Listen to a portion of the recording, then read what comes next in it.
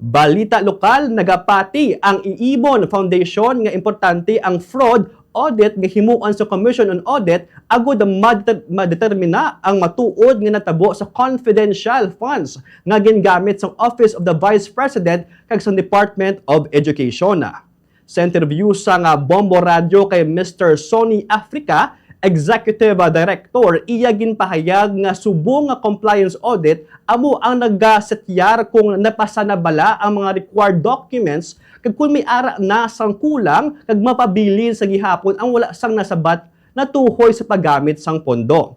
Apang kung fraud audit ang gamiton suno sa iya, magapangita mismo ang auditor sang aktual nga ebidensya agud ang pinpoint kung sa diin na gingamit ang kwarta kaga conclusive ang findings sini kung ipaanggid sa compliance audit.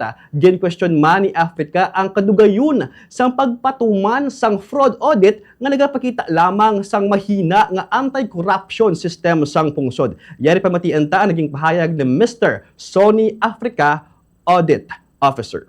Halaga kung fraud audit ang gagawin kasi sa ngayon nga yung findings nila so nang buhay yung compliance audit kumbaga yung compliance audit ay checklist lamang doon sa ano ba na isumite hindi na isumite. So pagkamat meron nang raise mga question kasi kung hindi na nakakapag-comply sa compliance audits yung Office ni Vice President Sara, ibig sabihin kulang ang sinasabit nilang supporting documents, liquidation.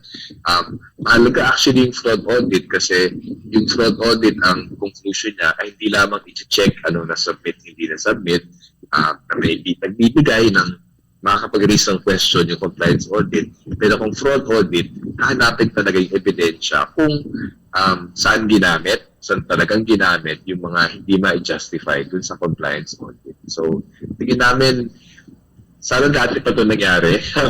Hindi ko alam kung bakit medyo tagalan yung fraud audit dito.